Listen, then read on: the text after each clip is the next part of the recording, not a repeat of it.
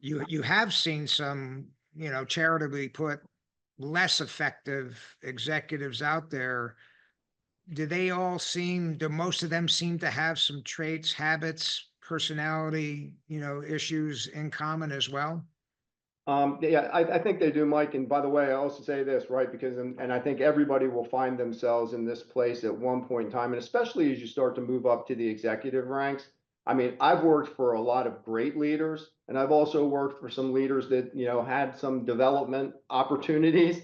But you know what? I've learned from all of those Oh executives. yeah, It's yeah, all what you make of it. But I think some of those kind of negative traits and habits that I've seen, it's the people who are about themselves versus team.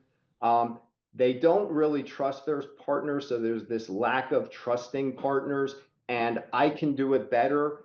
Give me that function, and I can make it better because you have a dependency there. Instead of trying to work with that other leader and say, how can I get really what I need out of that function and we work more effectively? This, if I own it, everything will be fine, is one of those things that I've seen with leaders. And the world doesn't yeah, work that way because little does anybody know, even as CEO, everybody reports to somebody. I mean, I have a board of directors that I'm yeah, responsible for. So yeah, there is no level that you get to where you command and control. You got to be able to work through. I think also inability to own and lead through tough decisions. And instead, I've seen leaders where they pit the firm against, and they take the easy out of, I don't agree with this, I'm on your side, but the firm's making me do this, instead of getting behind the firm and owning those tough things. And then I also think inability maybe to socialize and promote concepts and ideas effectively. You can have the best idea in the world, and you struggle with, why don't people see this? It's because you haven't taken all those inputs and continued to shape that idea to be able to effectively, sell concepts and ideas through.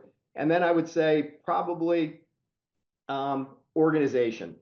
Disorganized, is very ineffective, especially the greater your scope of responsibility, organizational skills become even that much more important because you're impacting a lot of people when you're not organized.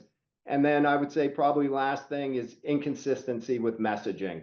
It's the old adage of some leaders kind of like they're dual personalities.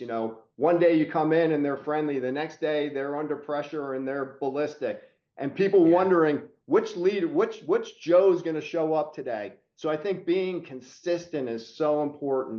Being even keeled and level set.